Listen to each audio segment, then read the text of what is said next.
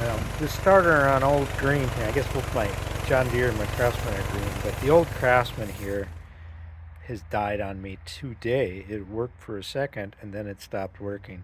Let me show you how you can tell the starter is not working, and hopefully, if this video is posted, I'll show you how to fix it. But these right here, there's a white and a black wire, and I'll have to look up what those are going to the starter. And I was just moving this around and this separated, this connector did. I pushed it back together again and I wired my battery back up. Actually, before we do that, I'm going to bang on the starter when I turn the key. Sometimes it just gets into a dead spot, and see if I can break it loose. Stick here, and I couldn't break it loose, so I'm going to have to take it off. So the starter is this thing right here.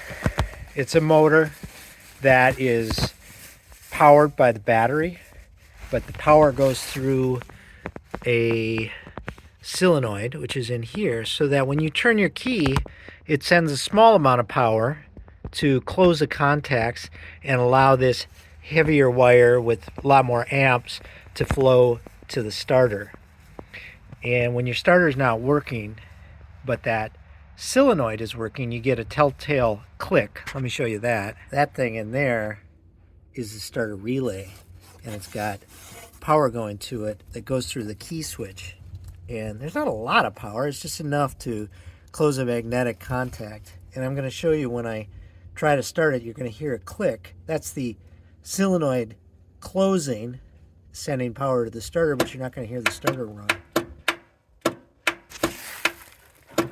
All right, one way you can check is if you have a multimeter and set it on voltage and DC if you have to do that. I've got one end connected to the block with the help of some alligator clamps.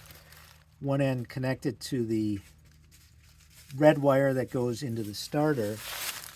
Now let me show you what happens when you turn the key. So now, when I turn the key, you see there is in fact 12 volts running to that contact, but the motor is not going. So we're going to have to take that motor off. Let me just show you one other way to check. If you think it might be this relay that's not working, you can bypass the relay and jump start the starter. I don't know, that just means sending power directly to the starter and bypassing that relay. If you hook, so your starter is bolted onto the block, so that's its ground, and it has one wire, which is this red wire right here that comes in here. And what I'm doing right now is I've connected one end of a jumper cable onto that starter, one end onto the block, and I'm gonna hook this up to the boat in my battery, and that's gonna apply 12 volts of power right to the starter. And if it were the solenoid, the starter would still fire too. You can jump start it this way, but now I can make sure you got them going the right way. So if I touch this, I'm sending 12 volts to the starter, and it's grounded, but nothing's happening. So again, another way to just show that it's a starter. Let's take that out and see if there's any way we can fix it. Okay, well, there shouldn't be power going to the starter. I'm going to just disconnect the negative battery lead just so I don't short anything out. That's always a pretty good idea when you work on anything electric in your car or lawn tractor. Well, okay, never mind. Sometimes you think you got it figured out and you're just entirely wrong. And the testing all made sense. But let me tell you what happened. I took this off, and then I see that there are these wires here, and these go up into the motor, fine. But these right here, there's a white and a black wire, and I'll have to look up what those are, going to the starter.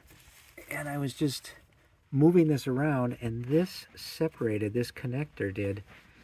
I pushed it back together again, and I wired my battery back up. And you know what?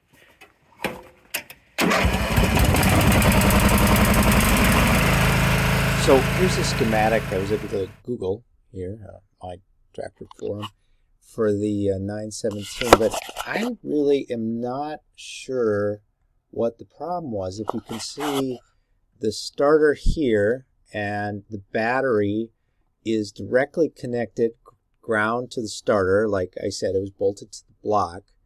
And you've got the solenoid and the positive lead that's going to send power to the positive end of the starter to make it go.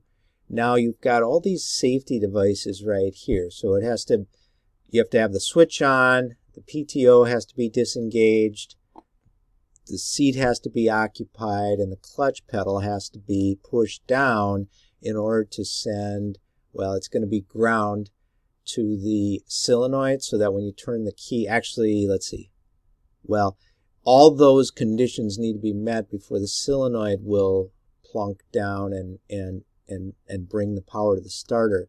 So I get that wire that was connected probably had something to do with these different safety mechanisms that it looks for, but what I don't understand is why when I connected 12 volt, oh, I know why.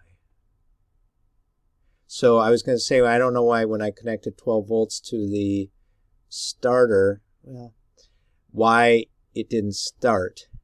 And I was thinking that I had it grounded to the battery in the tractor and then was using another battery for the positive lead, but that wasn't the case. So I guess if you understand it, so the problem was that wire wasn't connected. Connect that together and check that first. But if you know why when I ran 12 volts directly to the starter it didn't turn over, put that in the comments. All right, go fix your tractor. Thanks.